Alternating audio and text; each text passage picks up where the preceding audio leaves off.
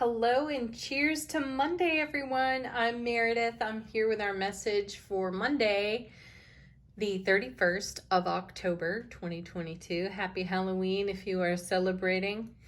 Happy Samhain if you are celebrating. All right, let's get into it. We are using the Jack-o'-lantern tarot for today's message. We have the sun in Scorpio. The moon is moving from Capricorn into Aquarius, and heads up, we have another eclipse coming on November 8th. That will be a total lunar eclipse at 16 degrees of Taurus and 1 minute of Scorpio. Check it out online if you wish. There's plenty of info on it. We'll cover it though. We'll get into it with tarot cards. Let's see what's on offer to us in the energy atmosphere of the day today. Our first card is Queen of Pentacles. Love her. There's the mother of the material right there. I feel like we're tending whatever comes next. Nurturing and tending whatever comes next in the cards. There's the death card. This is good though. This is us tending our transformation. Whatever we are in transformation for, only you can name that for yourself. Rebirth. This is good because in some spiritual traditions, October 31st is the last day of the year. November 1st is New Year's Day. And this card is fitting. It's really fitting here. So death and renewal and a nurturing energy woven into that is so beautiful. I feel also as I look at these two cards that we may not necessarily be able to articulate the transformation that is taking place. It is in the language of emotion right now. So whatever feelings rise, and there's a difference between feelings and emotion, whatever feelings are rising, just recall that the feelings themselves are temporary and stay in the flow, the motion of your transformation. Let's see where it's going. These two cards came out together. The first is Judgment. So we may be in a reflective mood. We may be doing some hindsight as we are also simultaneously in consideration for what we're birthing anew on our foundation, what we are letting go of, releasing. The card that comes with it is the Three of Pentacles. I love this because it's a collaborative card. And it's building something that lasts. So we may find ourselves desiring to talk about our transformation, though finding that we do not necessarily have a language that fully articulates what's taking place, though it becomes a conversation within self-relationship and within our connections to those we know, love, and trust. It becomes a conversation that is quite emotionally based. And my sense of it, with the Queen being so present in the reading, first card out, facing all the other cards, is that our conversation is poignant. It is moving. It is heart space centered. And I'm also hearing from my guides our dedication to building on the life of our dreams that's right here, right now, in the now, and expanding upon that becomes a profound point of inspiration for us as we share the journey with those we know, love, and trust. Oh my gosh. And then there's the sun. Yeah, the light dawns. How beautiful. There's the happiest card in tarot. Love, bliss, abundance, overflow here. Brilliant clarity. All good things under the sun are ours to celebrate. That's what I'm hearing.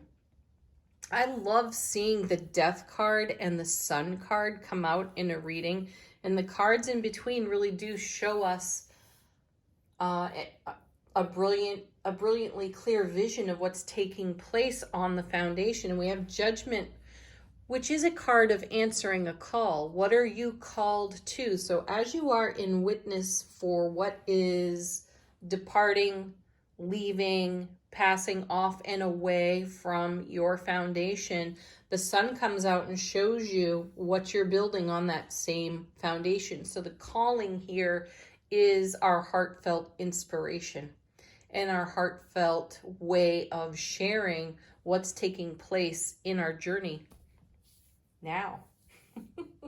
Beautiful. I also feel for some reason the Five of Pentacles, I know it's not here on the table. Perhaps it's on the bottom of the deck when we turn it over. I feel the Five of Pentacles connected to the Death card.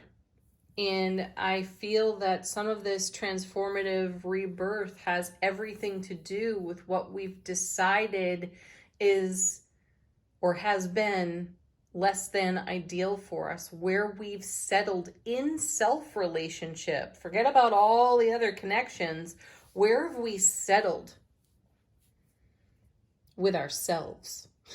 When did we decide to accept less for this or for that within our own presence? This is feeling like one of those moments where we step up to the mirror and look into our own eyes and say, I love you, thank you, I'm so happy and grateful, right? Check that out for yourself today. Let's see what's on the bottom of the deck. Let's see if we can card witch the Five of Pentacles out of the deck.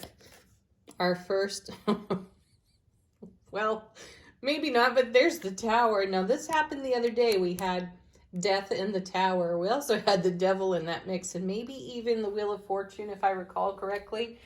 Regardless, we had some big heavies out of the major arcana, and it's happening again here with the Tower. I love the Tower's presence, though. This is how the universe is supporting us as we journey through this energy atmosphere. And the universe is supporting us by tearing down walls and boundaries that we've built around our own heart space that keep us from living in liberation and freedom from wherever we've settled for less. The Phantom Five of Pentacles at this point in the reading.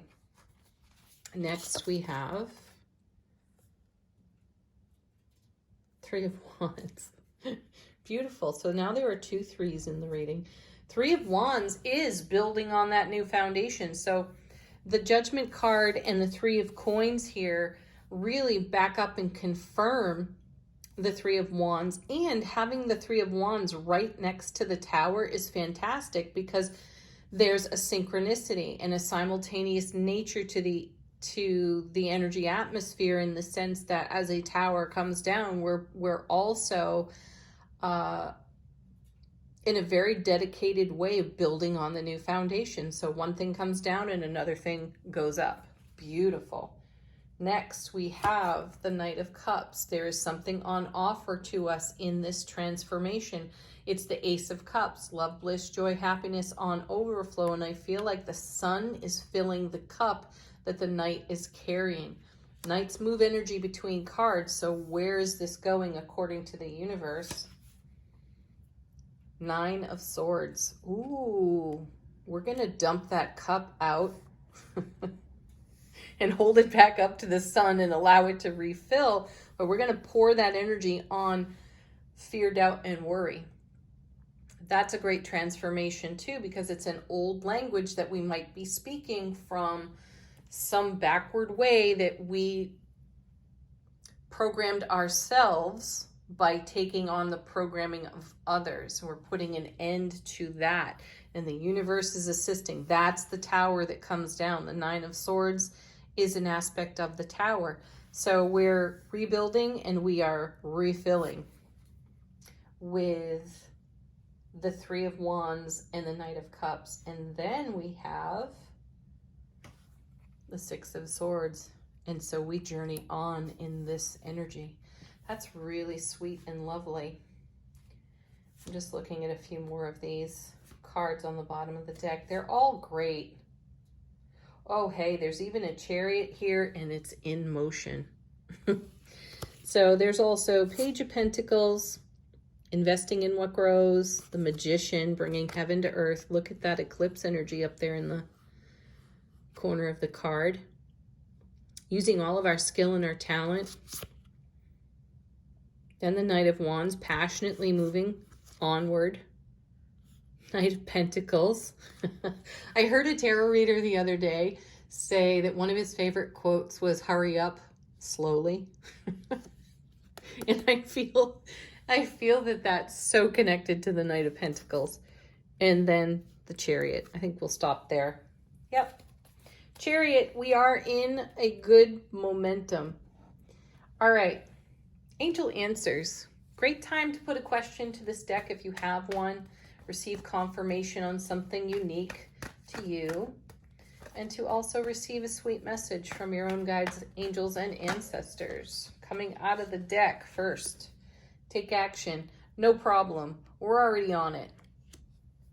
We are not resting on our laurels at this point.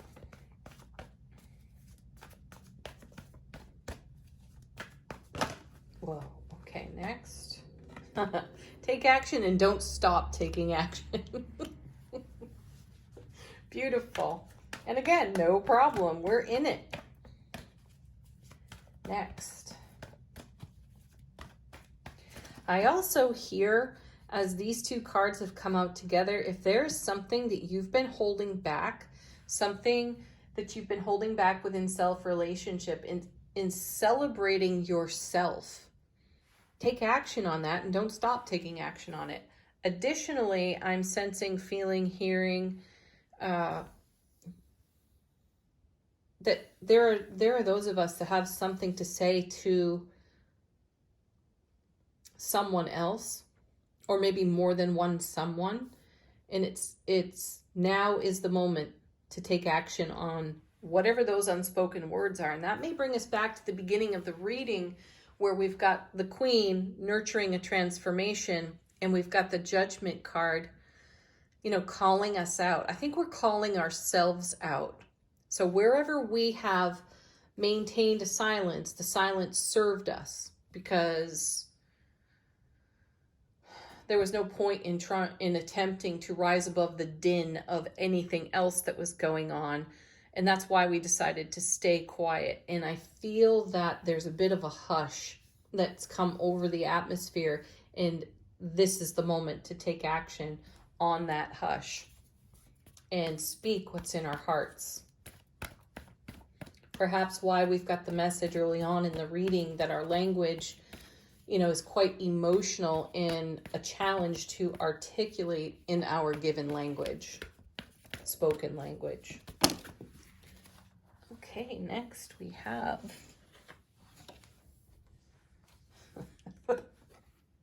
emphatically no. And as I'm looking at the card, I'm hearing the question, should I wait? No waiting. No lines, no waiting. And that's also no, don't stop. Keep going. Because some of us may be feeling that once we open the gate, there's a whole flood coming through it, and things that we desire to speak out into our sphere of influence. And I also feel that sometimes we shy away from our own truths. I've certainly done that many times over, and there's been a doubt attached to it for me. Obviously, why I held it back. And I could easily ask myself that same question. Is now really the time to stay silent? And there's an emphatic no. So even though it may be a challenge to find a language that is adequate for the emotion that is rising and moving, creating this amazing momentum here toward the sun's energy, we've got the Six of Swords. Yeah, we're moving into amazing energy. I just lost my train of thought. Pardon. Keep going is ultimately what I want to say. Keep going.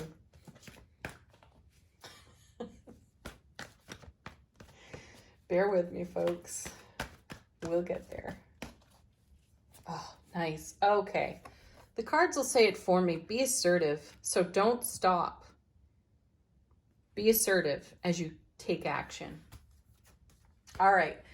What was next from the Halloween Oracle? Oh, a summary of the reading. I shuffled one out at random, and we have Owl. Wise seeing, wise action. So more encouragement to take action. I like that we have the Knight of Pentacles, and then I'm quoting that other tarot reader. Hurry up, though slowly. The slow part allows us to take wise action. It eliminates the impetuousness. So follow the vision of your heart. And last but not least, a message from our soulful presence out of the Witch's Wisdom Oracle. We have cloaked. No, concealment. Cloak at the top. Okay. So I'm hearing as I look at that card, some of the transformation for us is cloaked. It's still under wraps. So wise seeing allows for wise action. Stay in the flow and momentum of now. Revisiting the past or imagining the future won't serve the energy atmosphere presently. Allow yourself to be informed moment by moment from the inner calling you have through your own intuitive gifts. Whoa, that's a good one. All right, everybody, have a beautiful Monday. Peace, love, joy, happiness to each and every one of you. Namaste.